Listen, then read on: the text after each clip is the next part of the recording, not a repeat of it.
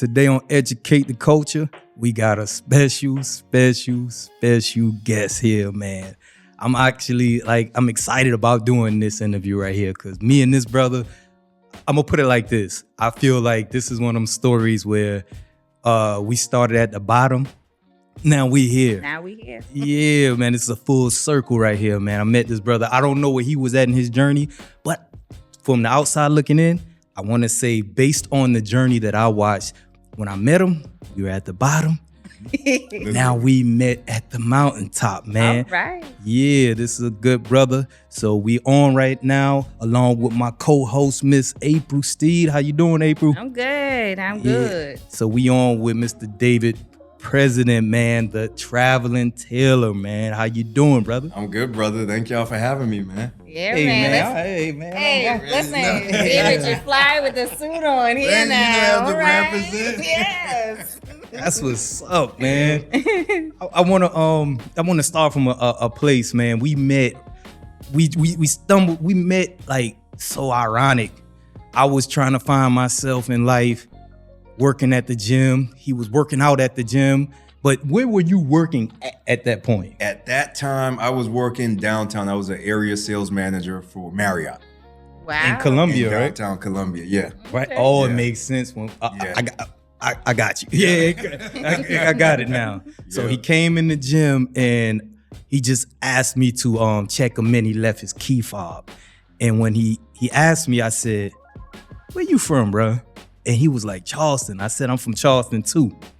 And pretty much the rest was history. It's history. Man, we've been That friends ever accent since. get you every time. Yeah, man, this was like 15, 16 years ago, man. At least, yeah. Yeah, man. So how has it been? It's been a journey, man. Like you said, it started literally from the bottom. man. And no matter how high you go, still feel like I'm not there yet. Right. But as I look back, I can see the growth. I can see the opportunities that I took advantage of, and just blessed, man. I'm happy to be here. Happy to be here. And Proud April of you. actually known you from way before that. Way before then. Before the elementary Yes, school. elementary school. Yeah. And he's always been swagged out now since elementary school. Oh, so you seen now. this coming from a mile I seen away. it coming a long time ago. Yes. Shout out to moms and my grandmama for that. Yeah. It kept you fresh. Oh yeah. That's dope, man. So look, man, before we get into it, because you got so much to offer, right? Let's talk about that Marriott experience, because that's on my timeline. That's where I met you. Right. Yes. Right. Yes. But I want to start there. What was that like, being in corporate America? Because in my opinion, that could have helped polish you to what you're doing now. Yes. Just knowing how to, operate in corporate America. But what was that experience? What's that experience like? It was dope, man. So I started in the hospitality industry in downtown Charleston at the Francis Marriott. So I started in You started in the big dogs. Yeah, Yeah. in banquet setup, just setting up events, tables and chairs for different events. And then, funny story, I applied for a front desk job at the Residence Inn right here off of Montague. And the GM interviewed me and he hired me, but as a sales coordinator because I had the banquet experience. Right. And at that time, I loved what I was doing. I was like, you know what, I'm a major in this. So I went to, when I went to college, I majored in hospitality and tourism at Trident Tech, the Culinary Institute.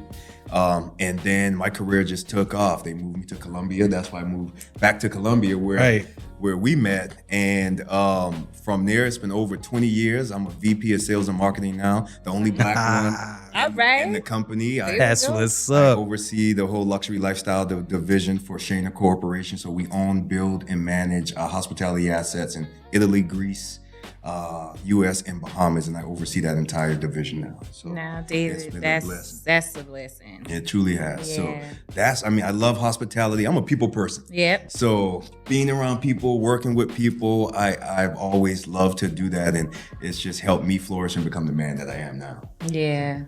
Man, that's dope, Yeah, man. it sure is.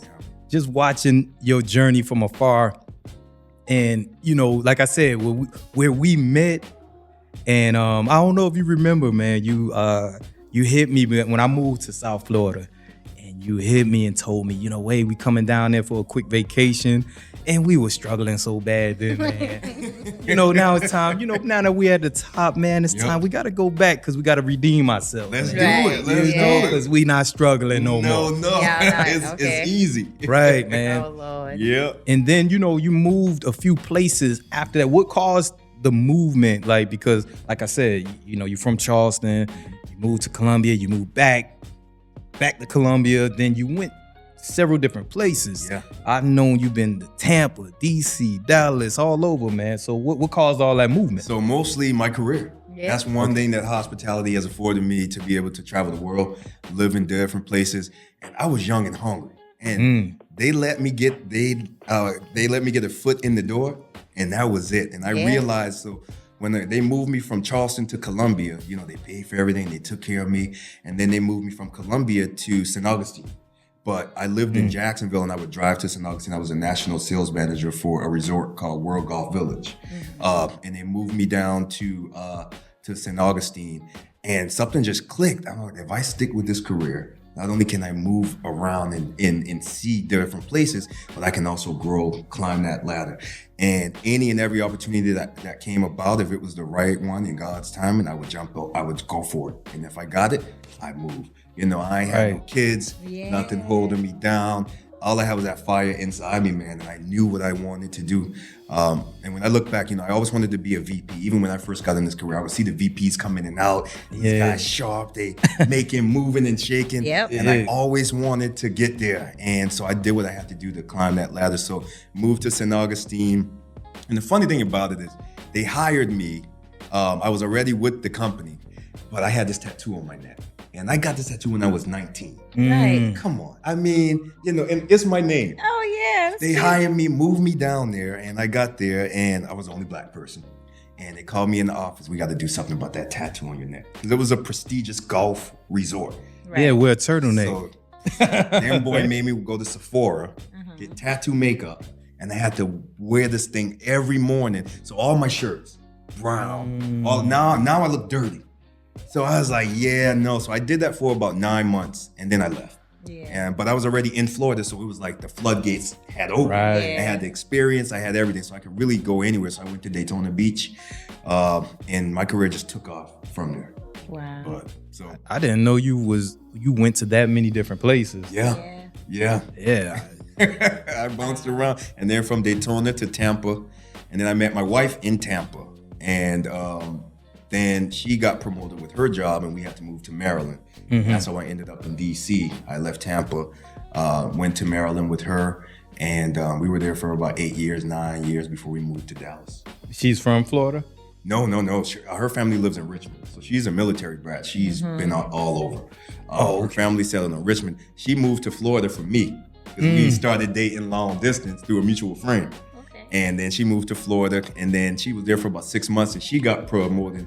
And I'm listening, go get that money. Yeah. I will follow you there. follow, But yeah. we want to get that back. So was it hard for you to do that transition from moving from Florida to Maryland? No, because I've been so used to movement. Like we literally, me and her, packed up a U-Haul, drove from Tampa to Maryland Wow. in the snowstorm. Oh wow.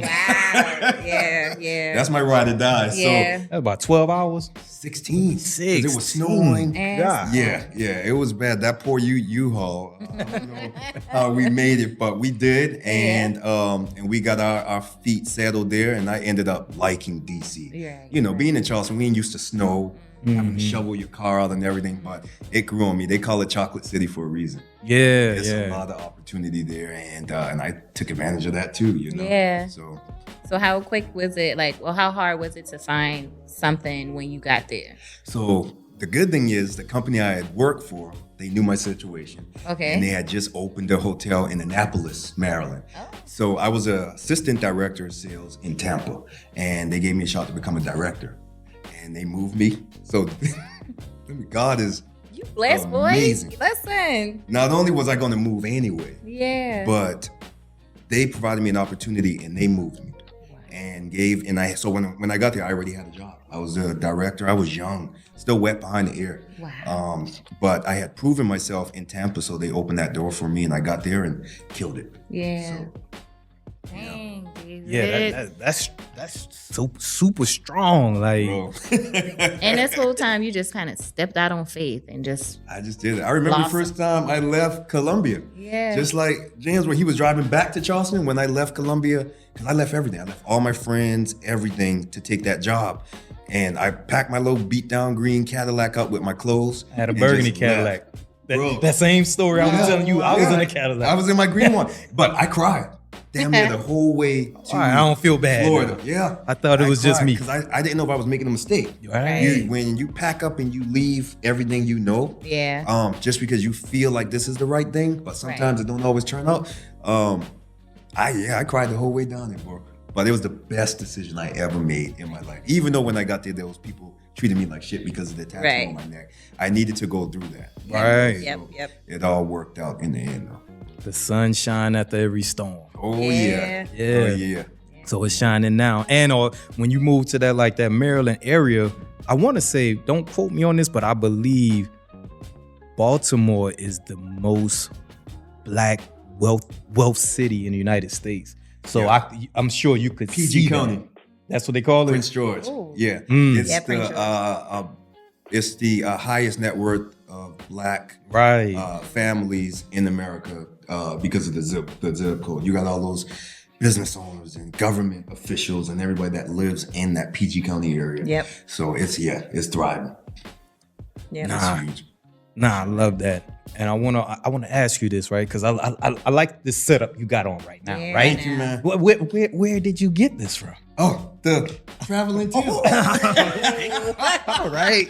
Oh. I had to come. So this is Man, from pop our this new. open again. Yeah, this from our new spring summer. You see it? Y'all the first one to see it. Yeah. All the social media stuff drop next week, but I had to Educate roll the it culture over with the the- exclusive. Listen, that is fire. So Bust that just one more cash- time, man. Just cash. All right, so what, That's cold. man, is this a suit?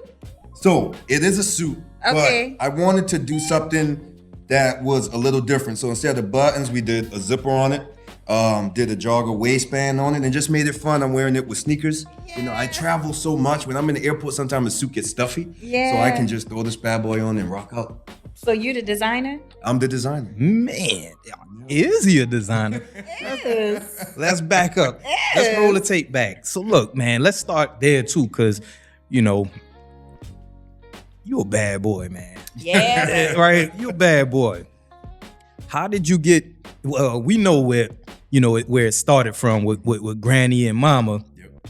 But what really influenced you to say, you know what, I get fly all the time, Right. but I'm gonna take this serious and put an infrastructure around this and start creating my own lifestyle through fashion, because you do an amazing. I'm not just saying this because it's my Yeah. boy. Y'all need to really tap in. For real. You do an amazing job at really creating garment.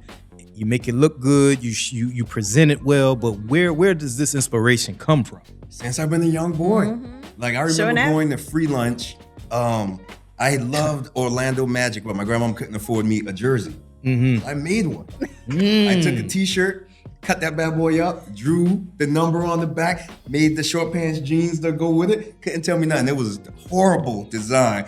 But I was always free to express myself. Right. And I would always sketch and draw. And I always would draw fashion. Yeah. I just loved it. It just was embedded in me.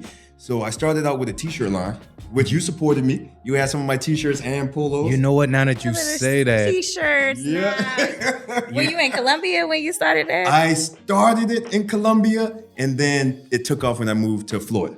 Okay, I think I remember the shirts. It This had Presidential president. Yes. attire. Yes. when me and Brandon had our studio, I have a picture. He sent me some, and I have a picture I took in the studio. Like I thought I was modeling. I was modeling the gear. Now that he said that, I forgot about that line. Yeah, that was the beginning. Presidential attire. Yeah, that was the man. beginning of it all. So I started with t-shirts and all that type of stuff. And you know me, I'm overly ambitious. And I was like, shit, if I'm gonna do this, I gotta do this. So I decided to learn how to sew. And when I moved to Daytona Beach, this lady had a seamstress shop right next to the hotel I was working at. And for a year, I drove past this lady's shop. A year, and every time something in my head. God was just like, just go in there, ask her to make, because I had all my drawings. I would keep them with me. Ask her to make some of this stuff for you. And one day I finally just bit the bullet. You know, fear will hold you back. It sure will. So much stuff. Yes. But we all have something guiding us and telling us what to do. And one day I just went in, and I went in there, and I had on a suit because I had just left work. And I went in and I showed her my sketches and asked her if she could make some of the stuff for me. And I had no idea that this lady studied fashion at the New York Fashion Institute of Technology. She was a beast. And I went in and she was like, who drew these? And I was like, me. And she was like, all right, I'm not gonna make this stuff for you. But she was like, if you come and help me and my husband out in the shop, I'll teach you how to make it. And I went by that lady's shop every day after work. They ingrained me in their family and started showing me how to use the machines, taking stuff apart, putting stuff together. I started doing alterations. And the way they embraced me, it was like God had already talked to them too. You know, when he said, I'll go before you and create your path, that is so true. But if I didn't go in that lady's shop because I was afraid to, I would have probably never learned how to sew. And so I did that. Presidential attire was doing good. And then the enemy came and I got a cease and desist from a company in Texas that trademarked the word presidential. I didn't even know I'd been moving like that. I ain't been making no money. I just had a little t-shirt line trying to get it up.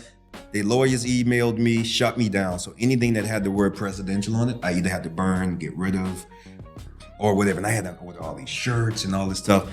So at that point, I was like, all right, what am I going to do? And my wife, she's my girlfriend, and she was like, why don't you just use your name? I was like, they can't take that from me. So that's where D President Attire came from. And that spun off a whole new thing, and I started doing fashion shows. And I won Orlando Fashion Week in 2016, and I started, going that route. And that's what created the Traveling Tailor after that. So it just kept evolving. But starting out in Daytona and with the t-shirt line and even going to that cease and desist, I learned a lot because I learned about trademarking. I was like, okay, I need to have my legal stuff done too.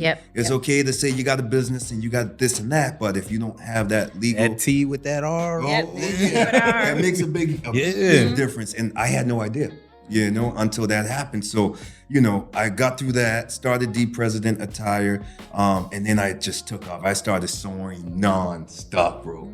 I would just get in there after work and just crank things out, whole collections, doing it, still not making any money. Honestly, for the first 10 years, I probably ain't made no money, but I never gave up. I just really enjoyed it. And I was blessed to have a career that could fund it. That could keep the dream alive. So did that, and then ended up moving to Maryland. And I started doing suits, and I felt like that's my niche. Fashion shows and stuff was fun.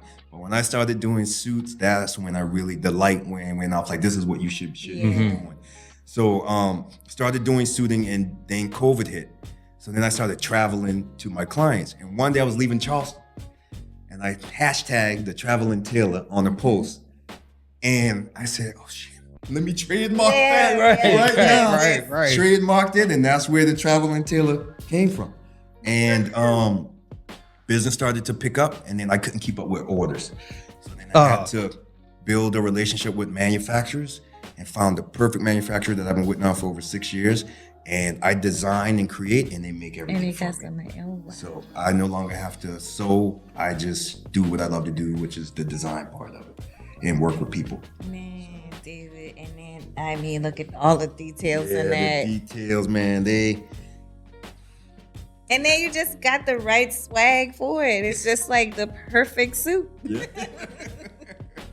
It really is. He's a tailor. Yes. Oh man, that is an awesome story too, man. Just the journey of it. Like for real, y'all got to check this man's stuff out. Like, he is dope. Like, he's fly.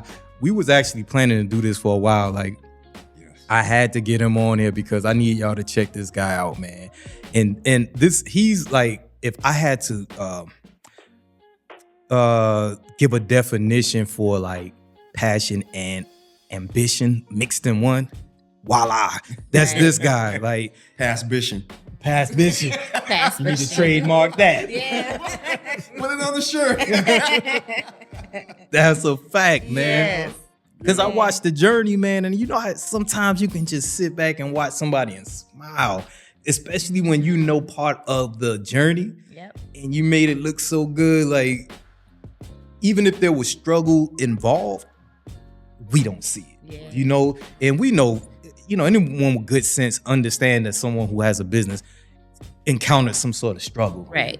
Right. But you did it so gracefully, man. And I don't know who's you. You're probably going to say you, but your production team. I don't know who's behind that. Yeah. They do an amazing job For with a that. long time, I did it. Like my wife, she would be with the camera. Yeah. And I do it. And, you know, the suiting business really took off for me, you know, from a financial standpoint. It was the first time I really started making money. Yeah. The Gotcha. business was profitable, and I could just pour back into it. And I recently acquired a company called Suit Sharks. So I bought out Suit Sharks, which is a digital lifestyle platform for suiting. The opportunity came about. Congratulations, man. That's big. That's major. I took over their business and now merging the Traveling Tailor with Suit Sharks. And with that, I was able to build a team out in Dallas. I have a social media guy. I have my photography guy, my videographer. They do everything now, so I don't really have to do too much except this. Model. Right. You're a model. And they represent me well. And that just happened, I would say less than a year ago.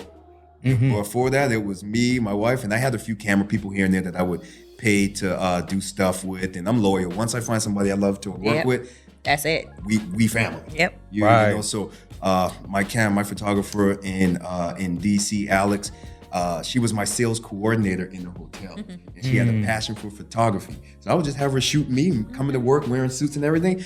And now she has her own photography business. Wow. Just blew up for her too. So you know, it's been a blessing, man. It really has. A lot of triumph, tribulations, but overall, when I look back, it's like, okay, that was supposed to happen because it got me to here. There we go. You know, so it's that growth, man. Yeah. Just the journey of it, man.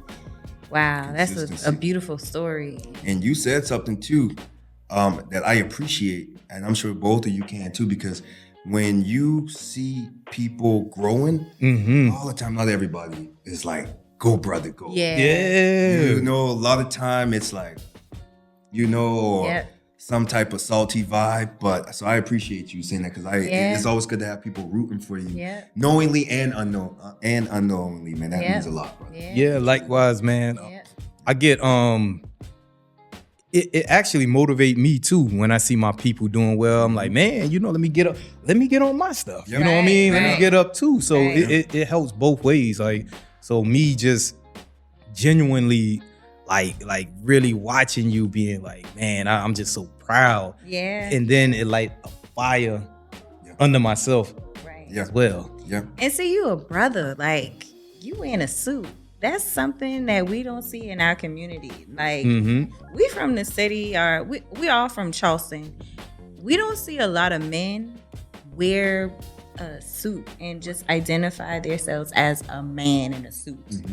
So like that's already inspiring because we don't have that in our community. And I'm pretty sure, you know, you see, I don't know your population of the groups of men that you kind of gravitate to you. But, you know, I don't really see a lot of men, black men in suits that are not going to like in function, but you wear it every day. Yeah. Like that's your style and you wear it gracefully. You know, it's just like, hey man, you swagged out, you know? But I think there's a movement that's trying to happen now in the black yeah. I remember when I went to that job interview at the residency and I had on the blue suit from Goodwill, and we were living on Grove Street at the time, downtown, and the boys always outside. You know, everybody used to be on the corner. Right. And I remember going to that interview and everyone would say, where you going in that suit? You trying to be white? Yep. And that's the mentality that we're breaking. Right. We're breaking that stigma. Suits are not just for white people. No, it's not. You know, and actually we look good in suits. Yeah, we sure do. So I'm happy to see that even now with prom, and these guys getting tailored suits now. I think that's going to help that generation because ain't nothing like getting a custom made suit. Right. The experience, the process, and once you got it on, it's a game changer. Like you never want to buy off the rack again. So I'm optimistic about the young guys, the future. You know, our uncles and stuff, them boys, granddad were always suited and booted. I think our generation was more, you know, but it's coming back around. Yeah, I see it all the time. And another thing, we got to give you your roses because here in Charleston, I feel like you carved that lane out, right? It was places that sold suits. We get that. It's seamstress here, but the way you did it, like where you tailored it, where you modeled it, where you marketed, I don't think if someone did it, to me, you were the first. And if you wasn't the first, to me, you did it the best. So it ain't really about who did it first. Right. Sure. I feel like that's my personal opinion. Right? I humbly accept it. I feel like you did it the best. And you like, when people come to you and they get tailored, I feel like you boost their confidence. Right. You know what I'm saying? Like, cause I could see you and your guys like modeling your pieces, right? And I can see myself. Right. Like, man, if I put that on, I'm gonna kill them tonight. Right. Yeah. You know what I'm saying? So you're a confidence booster for people as well. Right. And I got a question too. How do you bring it all together? Because you've been so many places. Now you're plugged in so many different cities, so many different networks. Like, how do you reel all of that in to create it where you are now? Like, how do you utilize all of those areas in your business now? That's a good question, man. You know, networking is king. Every time I move to a city, I make sure to get ingrained in the community, join boards, different organizations so that I could branch out so my business can spread. You know, I keep the relationships intact. I travel a lot, so I'm always in those places. I always connect with people that are influential or that I have a relationship with. I think the most part, there's an art to it, right? Because you don't I like to we don't talk every day, but when we link up, it's like yesterday, right? Yep. So that's how I treat my clients, my colleagues, comrades. Everybody with that same grace, because you know, relationships are built around trust and respect, and I think that as long as I'm providing that, it's always going to be solid, and it just somehow's always come together. Just hearing, like I said, meeting you at that gym, right? And at that time, you got to think I'm working at a gym. I'm not doing the best at life. Right? So where we met and having this interview with you right now, over that journey, I keep saying I got to give you your roses because night and day. That ambition, that passion, all of it played amazing. It played out amazingly for you. Right. Yeah. And progress. Another thing I want to ask is, if you're speaking to, because there are designers out there that's just getting started, right? If you had to give them some advice on like what to do, what not to do day one, right? So those are two different lanes, what to do and what not to do. I specialize in what not to do. I messed up so many times. I'm an expert at telling you what not to do. Yes. But I want you to, you know, give that youngster out there what to do and what not to do from your perspective. That's a great question. You know, what to do, follow your heart. Don't let people persuade you. Doubt is just like fear. Those two things will cripple you and cripple your business. Keep going. I know money is so important, but don't make it about the money. Let your passion drive you first. The money will come. Like, I know a lot of people think like when you're in business, you make money off the bat. That is not the case. I mean, some people do, right? But it took me about 10 years before my business was profitable. But I was just so excited about it. I had a passion for it. So keep that passion alive through it all and you will be okay. Educate yourself on the business, but also the legal side too. Don't let your business just run amok. Make sure you got your stuff in order so that you don't get a cease and desist like me. Don't go do that. What not to do. What not to do. Right. Yes. And, you know, one more thing to do, keep God first and close. Trust and believe that that fire you feel inside, that does not come from you. That's you being guided. Continue to tap into that and make sure that you're praying for strength to get through all the things that you will go through as an entrepreneur and as a designer. What not to do, or what to do? No, what not to do. The fashion industry is cutthroat. It is. There's a lot of people in it. It's shady. I just went to New York Fashion Week, and the glitz and the glamour is there, but it is cutthroat and it's very shady. Stay true to yourself. Build your own crew around you. People you trust, people you want to work with, and then you all rise up together. Get you a camera person, somebody that you trust, right? And don't let everybody in your circle. You got to be very selective about who you let in your business, in your circle, because not everybody comes for you to succeed. They really come to rob, steal, and kill your dreams. So be very selective about who you let in your circle and your heart too. Well said. Yeah. That's what I call educate the culture. Yes. That's educate the culture.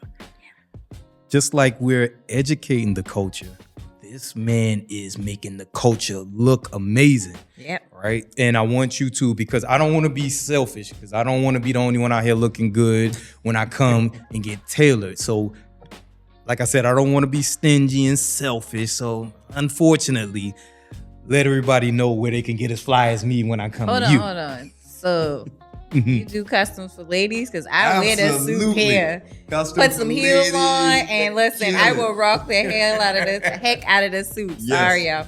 But yes, I would love the suit. All right, just in general, because you know, women, I wear suits. Oh yeah, and women spend money on fashion. Yeah. Sorry, fellas, but the ladies will drop a bag quick, no questions asked. So, do you have a ladies line? I do. So everything is made to measure. Okay. So we do female suits, just like men.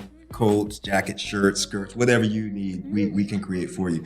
We actually sit down and design it out. Yes. And, it's a fun process. So yes, we do females for sure. You can find us at suit-sharks.com, Suit Sharks on Instagram, and on Facebook as well. So yeah. See, I learned something new. I just thought, he was getting the men fly. So I'm getting me a suit. Discriminate. I'm getting me a suit. Couples, absolutely. Yep. Yes. You have a lot of females now, brides that want to wear nice suits to the reception. They come out of their dress, they put on a nice, wide leg suit, some heels, and just kill it too. So we can make it all happen. Yep. Yeah, I feel a little slow right now because you told me, you said you got this from your mom and your grandma. I should have known that you take care of the ladies. Yeah, you have to. Yes. Yeah. Well, that's good to know because I will be getting me a couple suits. I love me some suits, and I like to see a man in a suit.